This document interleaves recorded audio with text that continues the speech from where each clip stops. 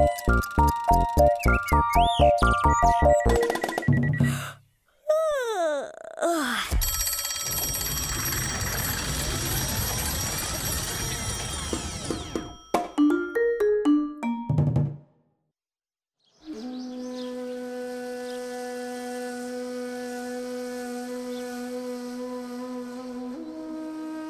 petit matin sur le Maroc. Bienvenue à Ait Meloul, dans la banlieue d'Agadir. C'est là que vivent beaucoup de Marocains qui travaillent dans les nombreux complexes touristiques implantés à proximité, sur la côte. Et nombreux sont ceux qui partent dès l'aube pour rejoindre leur poste.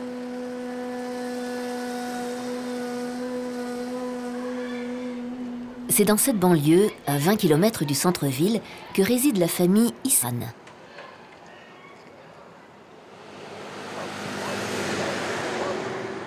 À cette heure, Aïcha, la mère, est la seule levée.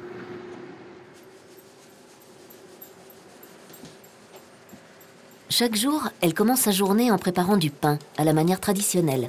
C'est le melaoui, qui ressemble à une grosse crêpe.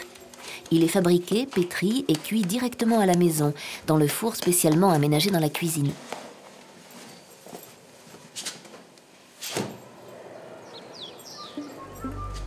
La maison des Ihsan est sur 2 étages et compte, outre la cuisine, un salon, 2 chambres et une salle de bain. C'est le père qui l'a construit. À l'intérieur, peu de meubles ou de décorations.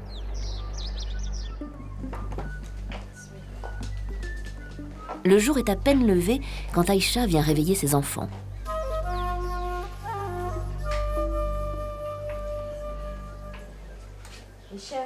Ses 3 filles, Aïcha 10 ans, Zara 12 ans et Tlayet Maas 4 ans, dorment dans la même chambre. Une pièce de 9 mètres carrés, dont la sobriété est à l'image des autres pièces de la maison.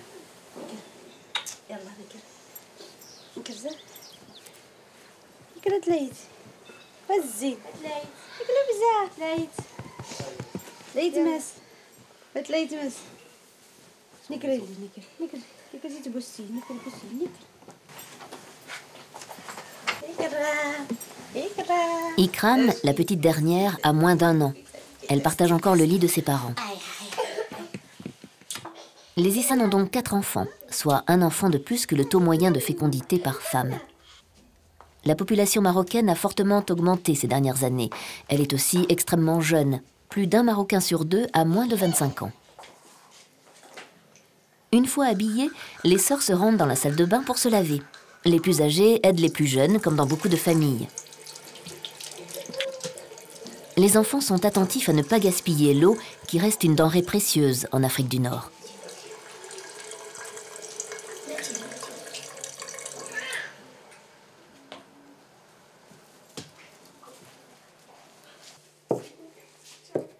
Une fois prêtes, les filles passent à la coiffure.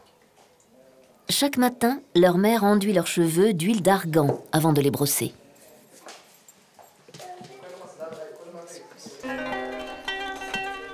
L'huile d'argan est l'un des premiers produits de beauté utilisés par les petites filles marocaines.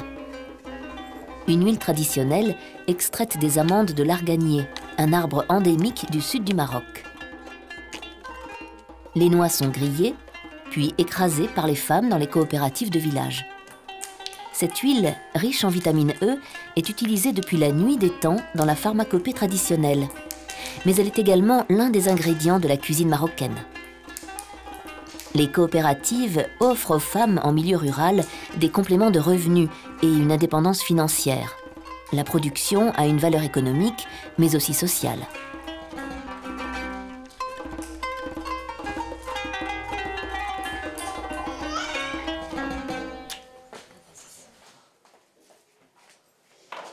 Outre cette initiative, la place des femmes dans la société marocaine est en plein bouleversement.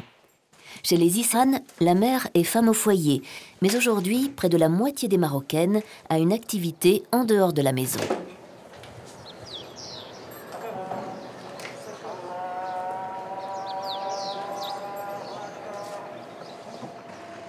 À l'heure de la prière du matin, l'appel du muezzin résonne sur la banlieue d'Agadir comme dans toutes les villes du pays.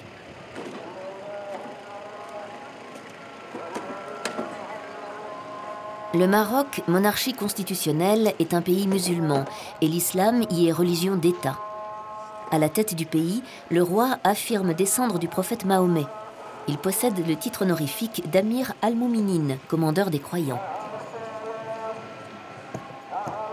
Les premières conquêtes musulmanes au Maroc datent du 7e siècle, mais l'installation de tribus arabes se fit surtout à partir du 10e siècle. À côté de l'islam, le judaïsme et le christianisme sont aussi pratiqués légalement. L'exercice de ces cultes est garanti par la Constitution.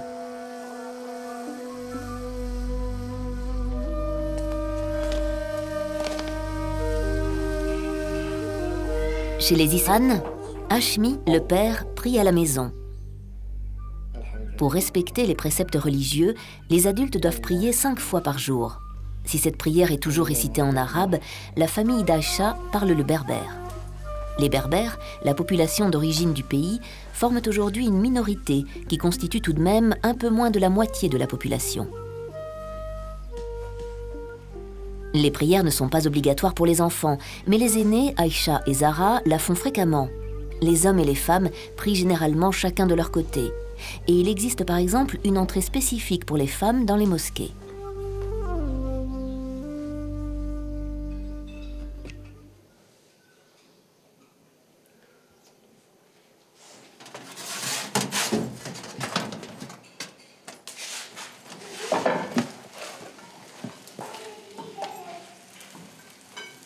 À l'heure des préparatifs du petit déjeuner, la tradition du thé à la menthe est incontournable. C'est la boisson par excellence.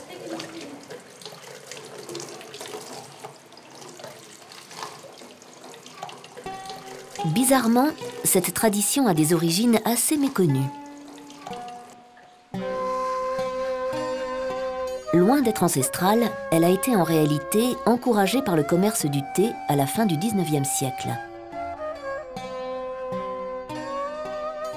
Les Britanniques, confrontés à la fermeture du marché chinois, se sont retournés à l'époque vers le Proche-Orient et les pays du Maghreb pour écouler leur production. Leur thé vert, agrémenté de menthe et de sucre, est devenu rapidement très populaire. Il est aujourd'hui un symbole de convivialité.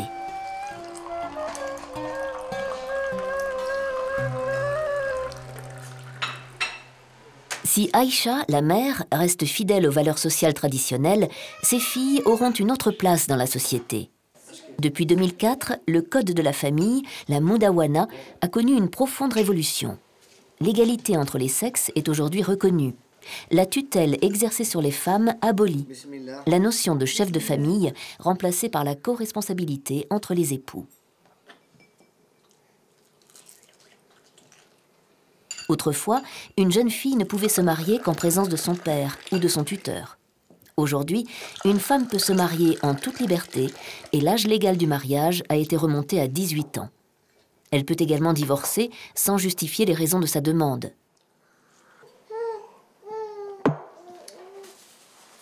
Alhamdulillah.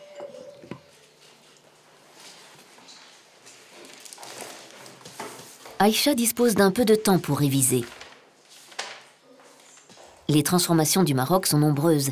Par exemple, la scolarisation des filles a progressé de manière spectaculaire. Le Maroc a fait de l'éducation sa priorité. Le taux de scolarisation en primaire a augmenté d'1 tiers au cours des 10 dernières années et l'écart entre les filles et garçons s'est réduit.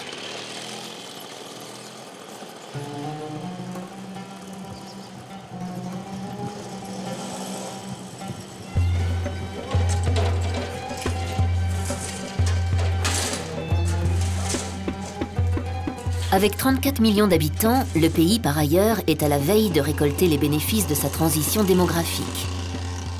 Les inégalités se réduisent, les différences régionales s'atténuent. La classe moyenne est en train d'émerger.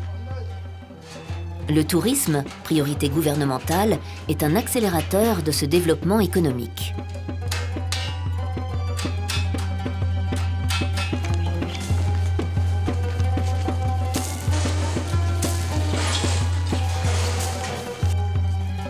Ce matin, avant de partir pour l'école, les filles ont une mission.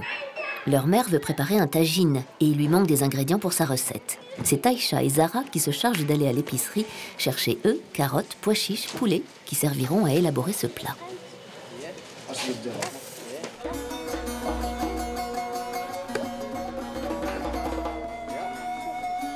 La cuisine marocaine fait certainement partie des recettes qui ont conduit au succès du pays. Son originalité et sa richesse tiennent à la multitude d'influences qu'elle a subies. Influences arabes, berbères, en particulier pour le couscous, mauresques pour les ragoûts et tagines et le mélange sucré-salé. Sans compter sur les influences turques, africaines, juives et sur la variété de sa production agricole.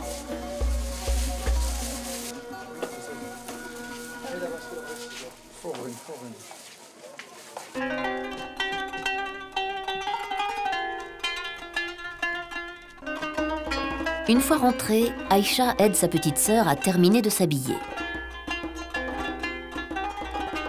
Puis elle se prépare à son tour et enfile par-dessus ses vêtements le tablier réglementaire qu'elle doit porter pour l'école.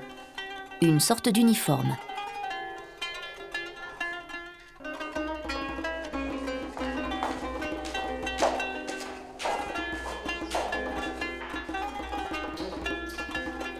Cartable léger, car les manuels restent souvent en classe, elle embrasse toujours ses parents avant de prendre le chemin de l'école. Dans les pays méditerranéens, on manifeste ses émotions.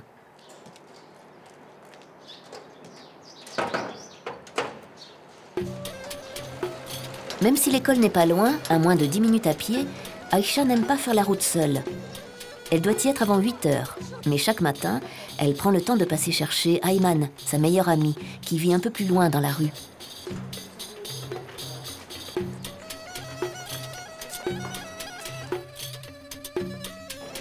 Le soleil est déjà haut sur l'horizon et avec la chaleur se lève le vent qui soulève souvent dans la région le sable et la poussière. Si le Maroc avance, malheureusement, être scolarisé est une exception, surtout dans les zones rurales. Les formations qui prépareront les jeunes à leur insertion professionnelle restent rares. Mais Aïcha et Ayman ont encore le temps de penser à l'avenir. Il est temps de se dire au revoir et bonne journée.